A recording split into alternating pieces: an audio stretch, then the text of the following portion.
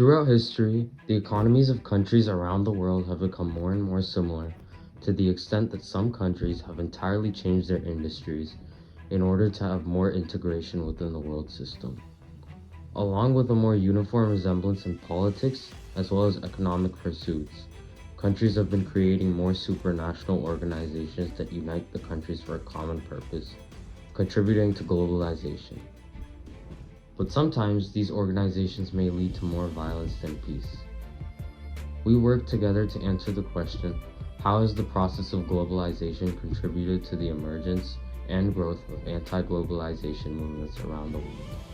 And we came up with the answer of the process of globalization has contributed to the growth of anti-globalization movements through the introduction of worldwide organizations like the World Bank and International Monetary Fund, as well as efforts that increase the cultural homogeneity throughout the world, like social media, which eventually all lead to different forms of revolt, like protests.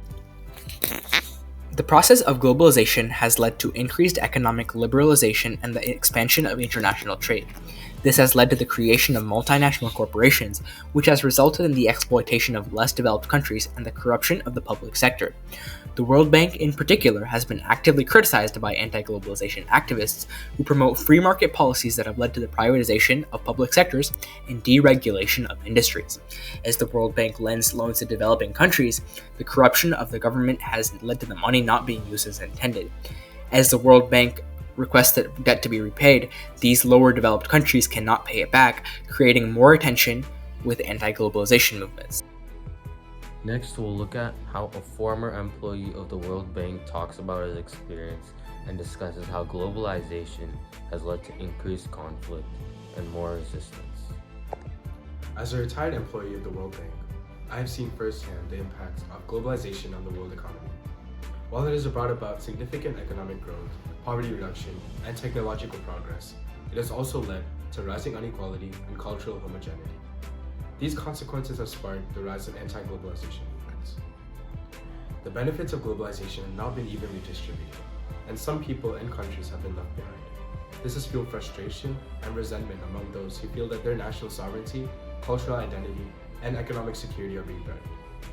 Anti-globalization movements have also been influenced by the rising number of corruption in the public sector of developed countries.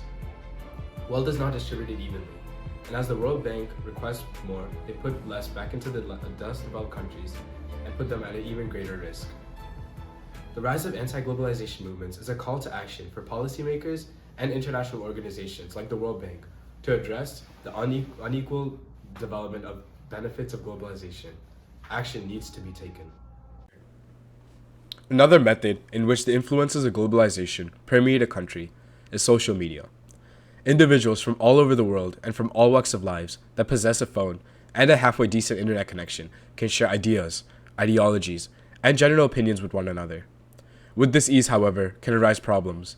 Information and social concepts being disseminated can be contradictory to the traditional lives of the country, its economy, and its culture. And this dissemination would naturally be harmful, or at the very least, distasteful to the leaders. In China, the general atmosphere for Weibo bloggers and influencers has deteriorated. Most influencers on the site, including myself, aren't even allowed to talk about what we want to.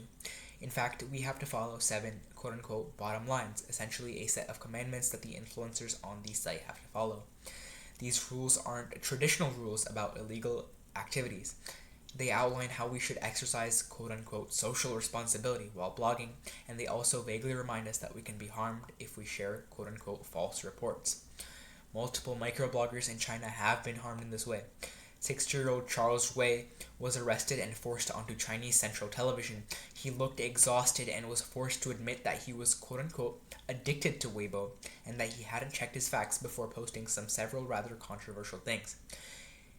This arrest came after he posted several criticisms of the government and some conservative economic policies on Weibo, a platform on which he had 12 million followers. Another critic was charged with spreading more than 3,000 false rumors, and he was also forcibly dragged into a Chinese television studio to discuss how he and others were negatively affecting society via social media.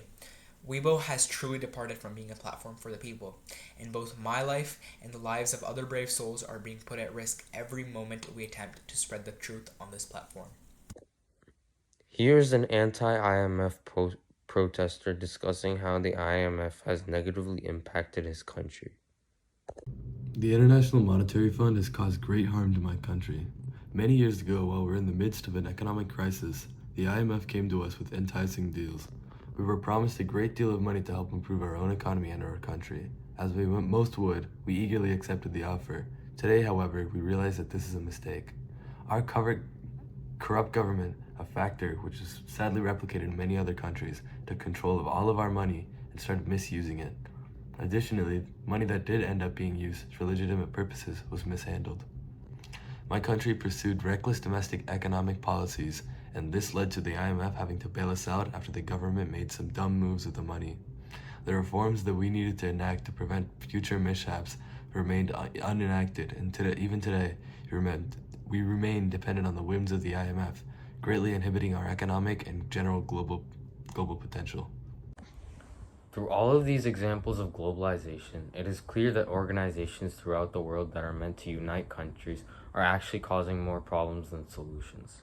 Examples like the IMF and World Bank act as centrifugal forces that separate groups of people within the country and eventually lead to physical acts of violence. This is especially a common response to neoliberal globalization, which is just the increasingly globalized free market and capitalist economy that allows for free trade rather than government-owned businesses. This also establishes more uniformity within an economy. People who protest against these supranational organizations generally do it because money, as well as political matters, are placed in the hands of multiple nations rather than just one. This places more priority on other countries and doesn't allow for the best decision-making process for the one country itself, meaning that citizens may not get the representation that they deserve. In this photo of a protest from Indonesia against the World Trade Organization, citizens, especially women, are fighting for rights to greater education and an end to the former imperialist ways of life that still envelop Indonesia's culture even in modern times due to increased globalization. Many instances of this resistance exist throughout the world where common people are fighting for a less globalized world.